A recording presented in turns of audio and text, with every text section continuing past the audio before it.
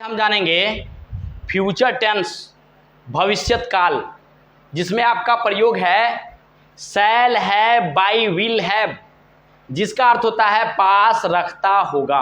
यानी कोई भी व्यक्ति किसी भी सामान को, किसी भी वस्तु को अपने पास क्या करता होगा, रखता होगा, अर्थात फ्यूचर में। ठीक है ना। यहाँ पे पहचान है अधिकार, संबंध दिखाने के लिए हम फ्यूचर में शैल हैव और विल हैव का प्रयोग करेंगे। इसमें पहचान में मिलेगा, मिलेगी, मिलेंगे, होगा, होगी, होंगे, ये सब भी शब्द क्या हो सकते हैं, आ सकते हैं। ठीक है, चलिए इसमें देखते हैं अफर्मेटिव सेंटेंस, स्वीकारात्मक वाक्य में। इसमें सबसे पहले आपका रूल है, सबसे पहले आपको सब्जेक्ट को लिखना है shall have by will have plus noun. ठीक है ना, ये आपका रूल हो गया। सबसे पहले आप सब्जेक्ट लिखेंगे, उसके बाद से शैल हैव या विल हैव लिखेंगे, उसके बाद से आप क्या लिखेंगे, नाउन लिखेंगे।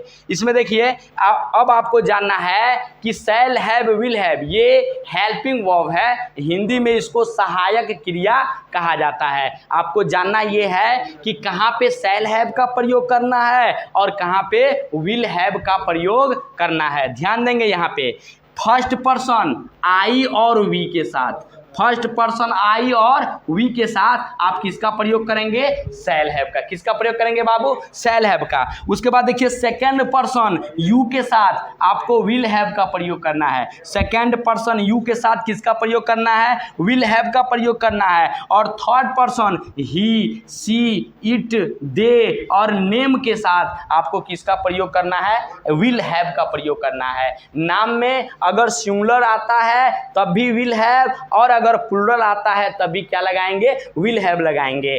आप शॉर्टकट में ये समझ लीजिए कि सिर्फ आई और वी के साथ आपको शैल हैव का प्रयोग करना है, और बाकी आई और वी के बाद जो भी आपका बच रहा है, चाहे वो सिंगुलर नंबर हो, प्लूरल नंबर हो, समझ रहा ना, आई और वी के साथ आपका जो भी बच रहा है, चाहे वो सिंगुलर नंबर हो या प्लूरल नंबर हो, आपको किसका प्रयोग करना है, विल हैव का प्रयोग करना है।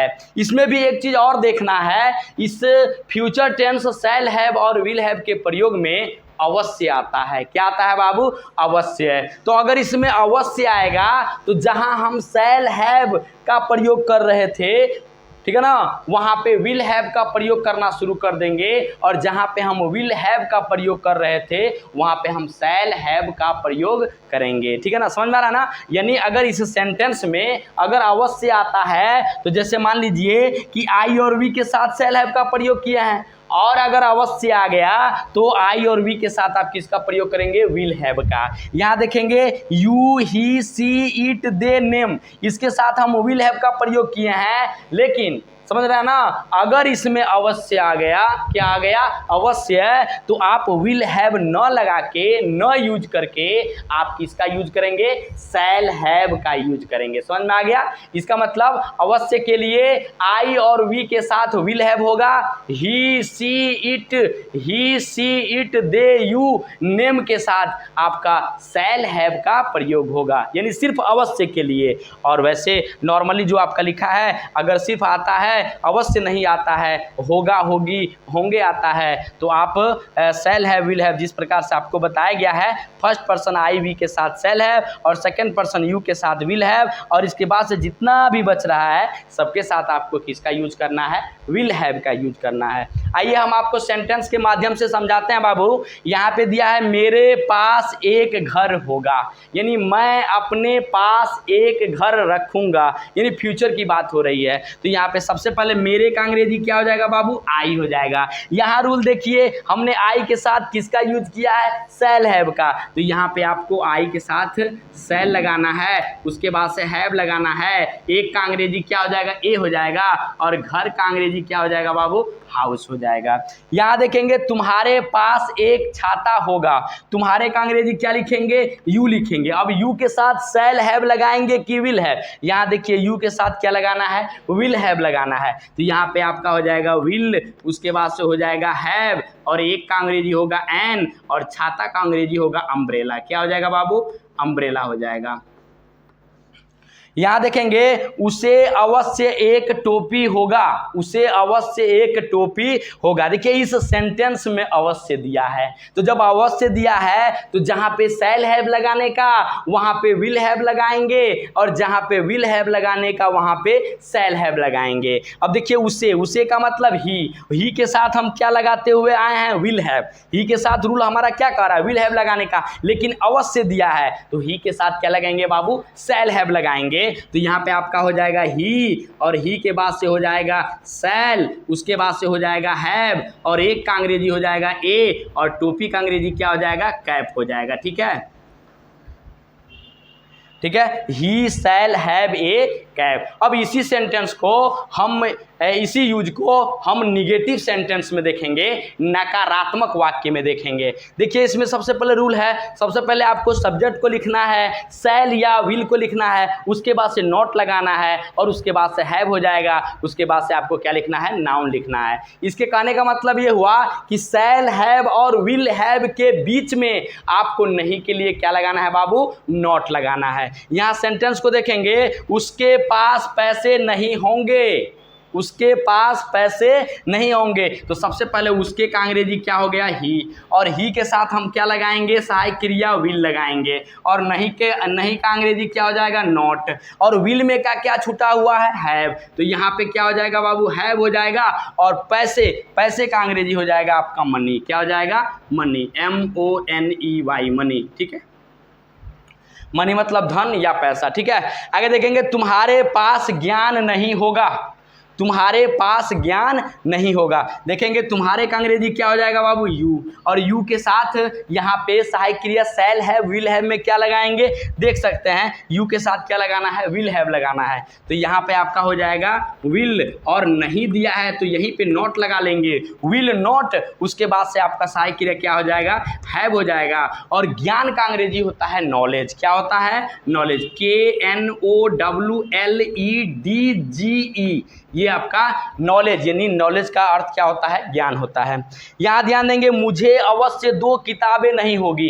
अभी मैंने आपको बताया अवश्य के लिए जहाँ शैल हैव लगाने का वहाँ विल हैव लगाएंगे, और जहाँ विल हैव लगाने का वहाँ क्या लगाएंगे, शैल हैव। कब, जब अवश्य आएगा तब। जैसे कि आप देख सकते हैं यहाँ पे सेंटेंस में अवश्य दिया है, मुझे अवश्य 2 किताबें नहीं होगी, तो ये देखिए मुझे का अंग्रेजी क्या हो जाएगा बाबू, आई के साथ हम यूज करते हैं शैल हैव का, लेकिन यहाँ अवश्य दिया है तो शैल हैव का प्रयोग न करके किसका प्रयोग करेंगे, विल हैव का प्रयोग करेंगे। तो यहाँ पे आपका हो जाएगा आई के साथ विल हो गया, और नहीं का अंग्रेजी क्या हो जाएगा बाबू, नॉट हो जाएगा, और विल में का क्या छुटा हुआ है, हैव छुटा हुआ है, तो यहाँ पे हैव हो जाएगा, 2 का अंग्रेजी 2 हो जाएगा, और किताब का अंग्रेजी क्या हो जाएगा बाबू, बुक्स हो जाएगा। ठीक है, और उसके बाद से हम फुल स्टॉप का प्रयोग कर देंगे।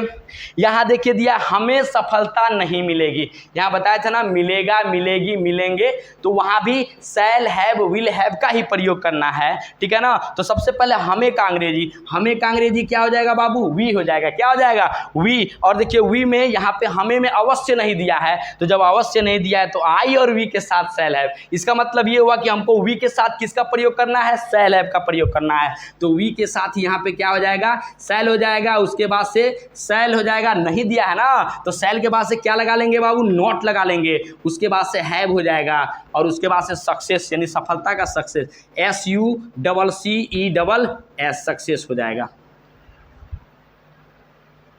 आइए हम आपको बताते हैं फ्यूचर टेंस भविष्यत काल shall have by will have में अगला जो आपका सेंटेंस है इंट्रोगेटिव सेंटेंस, जिसका अर्थ होता है बाबू प्रश्न सूचक वाक्य। क्या अर्थ होता है, प्रश्न सूचक वाक्य। ठीक है, नोट, अगर वाक्य में प्रश्न सूचक शब्द क्या पहले आए तो, अगर वाक्य में प्रश्न सूचक शब्द क्या कहाँ आ जाए, पहले आ जाए, तो देखिए उसके लिए हम क्या रूल अपनाते हैं। सबसे पहले शैल हैव का और विल हैव का यूज है, तो सबसे पहले आप shall by will plus subject plus have plus noun हो जाएगा। इसका मतलब सबसे पहले आपको शैल या विल लिखना है, उसके बाद से आपको सब्जेक्ट लिखना है, उसके बाद से हैव लिखना है, और उसके बाद से आपको क्या लिखना है, नाउन, उसके बाद से क्वेश्चन मार्क लगाना है। इस सेंटेंस को देखेंगे, क्या मेरे पास एक मेज होगा। देखिए क्या पहले आया है, और मेरे, और यहाँ पे दिया है होगा, होगी, होंगे,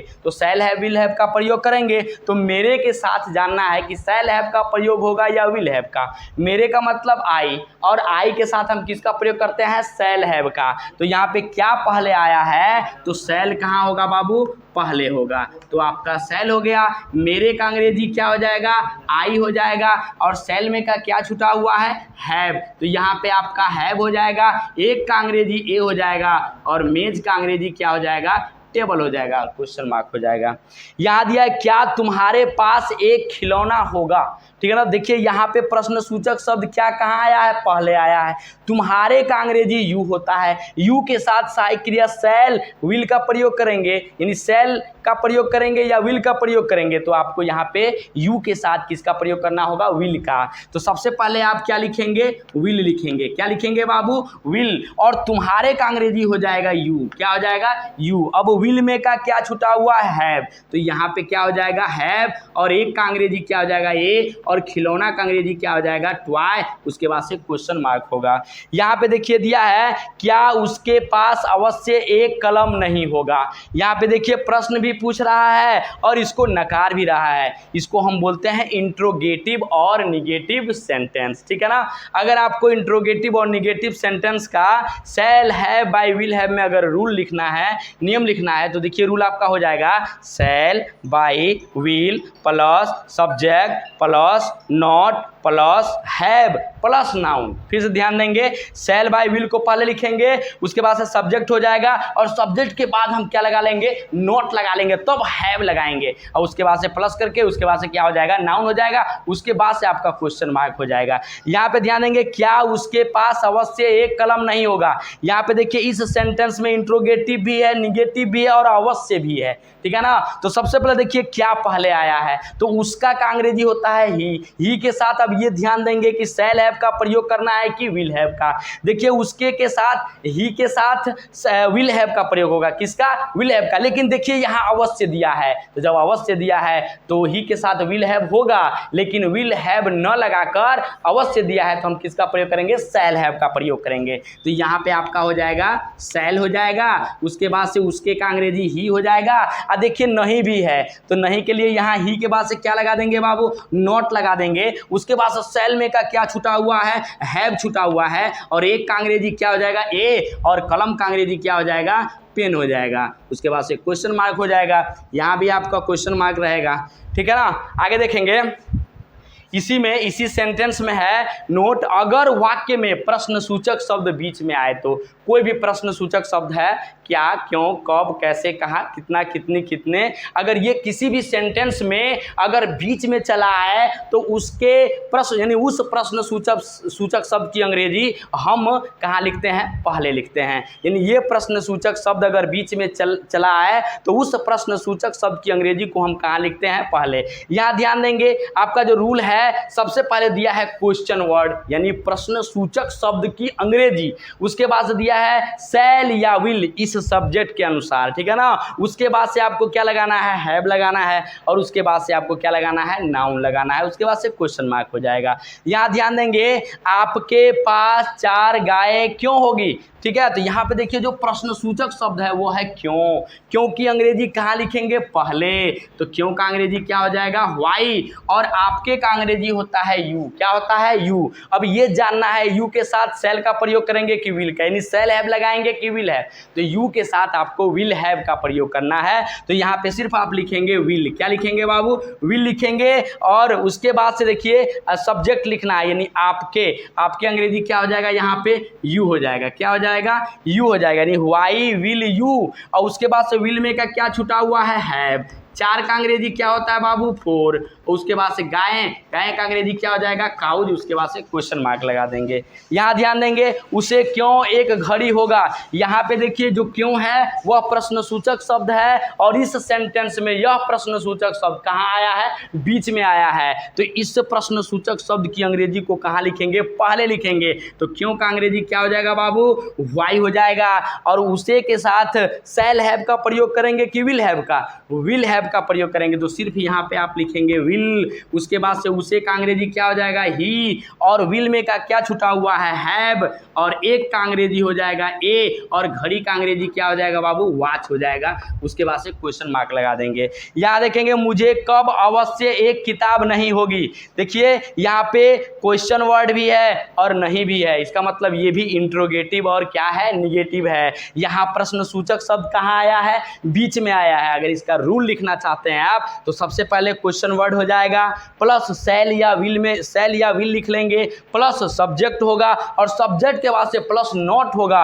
फिर हैव होगा, फिर प्लस हो जाएगा, फिर नाउन हो जाएगा। उसके बाद से आपको क्वेश्चन मार्क लगाना है, ठीक है ना। और देखिए यहाँ पे दिया है मुझे कब अवश्य एक किताब नहीं होगी, यानी इंट्रोगेटिव निगेटिव में भी क्या दिया है, अवश्य दिया है। तो ध्यान देंगे यहाँ पे प्रश्नसूचक शब्द कहाँ आया है, बीच में आया है। तो इस प्रश्नसूचक शब्द की अंग्रेजी कहाँ लिखेंगे बाबू, पहले। तो कब का अंग्रेजी क्या हो जाएगा, व्हेन, क्या हो जाएगा, व्हेन हो जाएगा। अब देख लिए मुझे, मुझे का मतलब आई, आई के साथ किसका प्रयोग करेंगे, शैल हैव का। लेकिन देखिए यहाँ पे अवश्य दिया है तो शैल हैव का प्रयोग न करके किसका प्रयोग करेंगे, विल हैव का प्रयोग करेंगे। तो व्हेन के बाद से आपका क्या हो जाएगा, विल हो जाएगा, और मुझे का अंग्रेजी क्या हो जाएगा, आई, और इसके बाद से नहीं भी दिया है तो सब्जेक्ट के बाद से क्या लगा देंगे बाबू, नॉट लगा देंगे। उसके बाद से क्या छुटा हुआ है, हैव, एक का अंग्रेजी क्या हो जाएगा, ए, और किताब का अंग्रेजी क्या हो जाएगा, बुक हो जाएगा। देख रहे हैं ना, इस तरीके से आप इंट्रोगेटिव निगेटिव भी क्या कर सकते हैं, लगा सकते हैं।